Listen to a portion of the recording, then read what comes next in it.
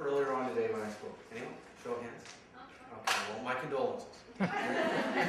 You're back. Good stuff.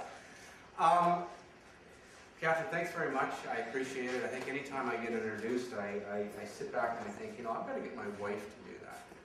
When I walk in the door, you know, at the end of the day, line up the kids and say, "Have you guys any idea who this fellow is? You know, let me tell you about him. Here's his resume."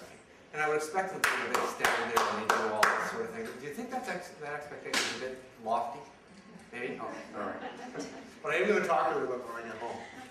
Listen, we're going to have a lot of fun today. We really are. And you know, it's a rare opportunity for me to be able to come in because I've spent such a long time in dealing with clinical issues and a long time in dealing with people who've gone through crisis situations and such. And today it's going to be none of that stuff at all.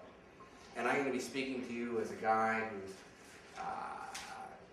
I think, at least as I left home, a very happily married man, father of two, probably four when you think about the two dogs. And you're going to hear me talk a good deal about that fun piece. But I want to give you a bit of background on it too, if I can. I'm going to take this off. Is that okay? All right. I got to tell you, I was having a fantastic day today, up until the moment I came in the hospital. And at that time, I had a white shirt and a full head of hair, and then I was attacked. I was attacked by George St. Pierre and Don Cherry, and this is what they left me with. So, yeah, exactly. About 2 years ago, I was approached by a newspaper in our area, and my wife and I live in Newmarket, Ontario. And they had asked me whether or not I'd be willing to write an article every month, a column. And it would be about families, but it had to be something fun. And I thought, well, you know, that's kind of interesting. I mean, the word fun fits into it, doesn't it? And she said, I don't want anything clinical at all. And I said, well, that's okay. Let me think about that. And I started to craft a couple of articles. And I think some of you might have actually had an opportunity to take a look at them. I know that Darlene sent them out, around which I owe you a massive apology. We sent you the unedited versions. I was going through it and horrified, oh my God, there's some spelling mistakes in there. No one's going to show up now because who's going to listen to a guy who can't spell? Well, I can't. That's why we have an editor who does that sort of stuff. But I'm going to run through a few of these. And this is kind of a class participation thing at the end. Because Functioning Family is a book that's going to be coming in. And it's going to be like a chicken soup for the soul. My invitation to you is I'm going to talk about the subjects, I'm going to talk about the articles. You'll be able to get online and take a look at them. Very soon, those things will be on YouTube as well. But what we're doing is we're inviting you, and we're inviting every audience I speak with around the world to send in a letter to me.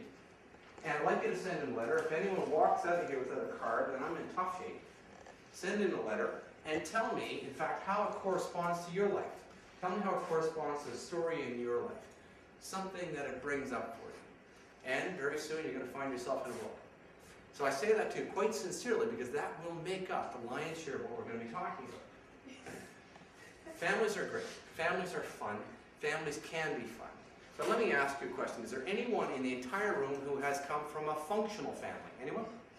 I remember I had a chance to be able to speak at the National Nurses Conference at one point in time. This room is filled with people. And I stood up and I asked that question. Is anyone in the room from a functional family? And not one single person put up their hand. In fact, I don't even think it exists. I think at some level we are all a bit dysfunctional, but the one thing that's really, I guess, an eye-opener for me is that the families can also be fun and enjoyable.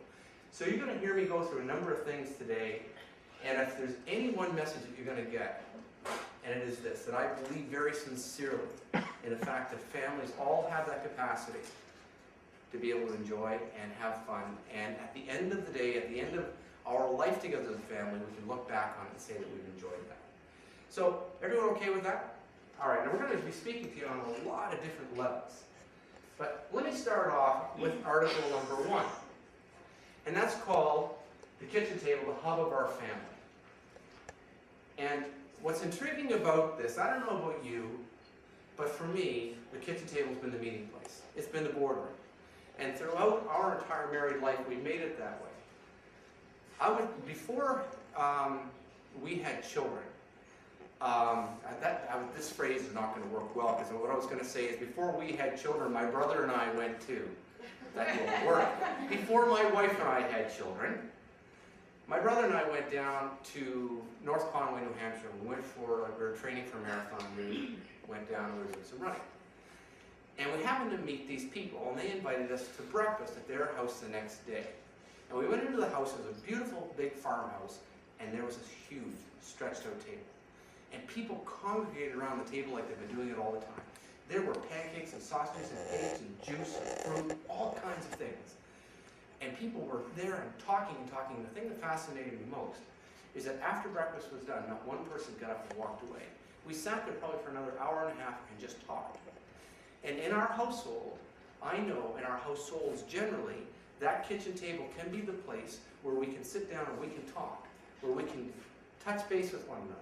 Maybe not every day, especially if you've got teenagers who can't do that. But it has to be at least weekly that we do that. It is the place that we call almost the in-house touchstone.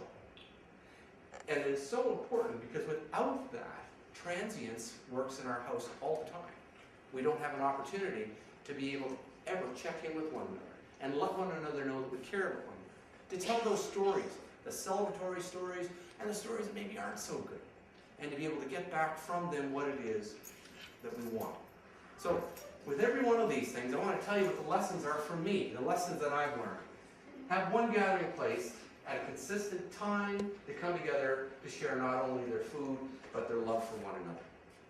We need to have that. Otherwise, what can happen is very large families, or even smaller families, people can feel lonely. This becomes something that people will begin to look forward to. Position the kitchen table as your family gathering place.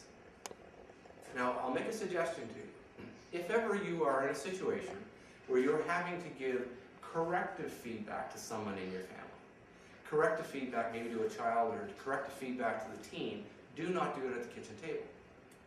Go somewhere else to do that. The kitchen table becomes the hub of kind of enjoyment and love and such. So I strongly encourage you to do that. Now everyone also understands that the kitchen table is so significant, keep all technology away from that. I have a rule in our house, and we try to stick to it, and that is, especially for myself, because I'm on call all the time, the phone is turned off at that point. Now, a lot of people say, we do that, but do you?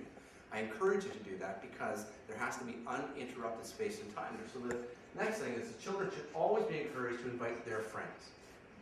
Have friends over. Always, always open your house up to lots of friends. And in fact, as the friends are there, they're going to discover that, guess what? We talk at this table. We engage one another at this table. We have fun. We talk about concepts. We talk about things that the kids are doing. We talk about anything that needs to come up. However, you open up that table. I remember when Jan and I were first looking at a table, the one thing I said is I want to have one that expands out. Absolutely critical. Everyone okay with that? How many people use their kitchen table in that way? How many people came from a family where they use the kitchen table in that way? Absolutely. I guarantee you're creating a great memory, in fact, for your kids, but you're also creating something wonderful for yourself. It acts as a hub to keep people closer together.